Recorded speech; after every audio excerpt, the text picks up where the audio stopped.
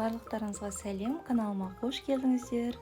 Менің каналыма қолдау білдіріп, тіркелуді ұмытпаңыздар. Ол үшін осы видеоның астындағы қоңырау белгісін басу жеткілікті.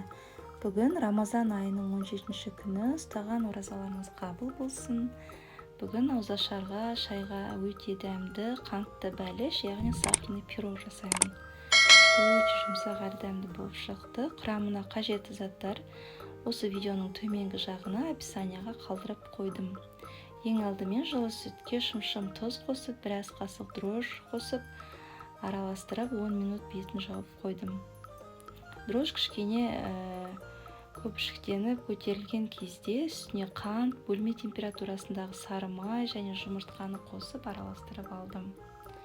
Одан кейін електен өткен ұнға аз-аздан қоса отырып, әбден біркелкі болғанша араластырып, бетін жауып 1,5 сағатқа көтерілгенше қоямыз.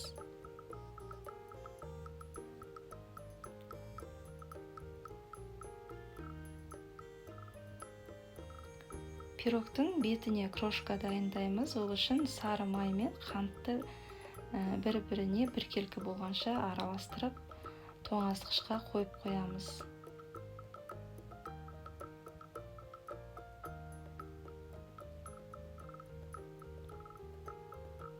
Формамызға жан-жағына май жағып, қамырды саламыз. Қамыры осындай қою, қоймалжың болу керек.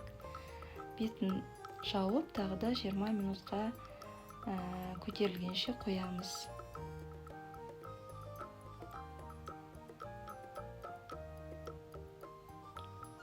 Міне осылай көтерілді. Енді қамырға саусағымызды майға салып, әр жерінен саусақпен батырып шығамыз. Және бетіне крошканы сеуіп 180 градусқа 25 минутта духовкада пісіріп аламыз.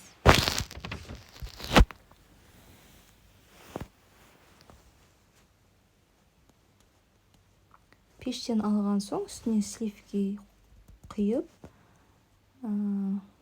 қайтадан крошкасы қызарғанша 7-8 минутқа духовкаға салып аламыз.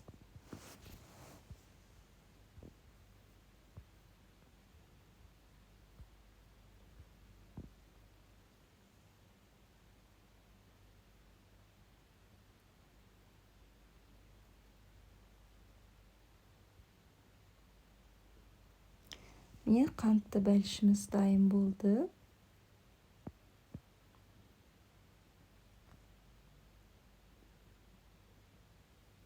Пирог өте жақсы көтерілген.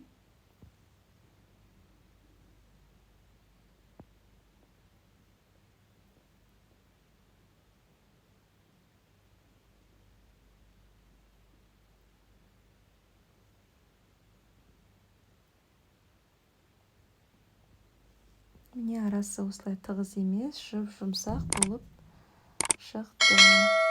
Видео ұнап жатса, лайк басып, пікір қалдыруды ұмытпаңыздар.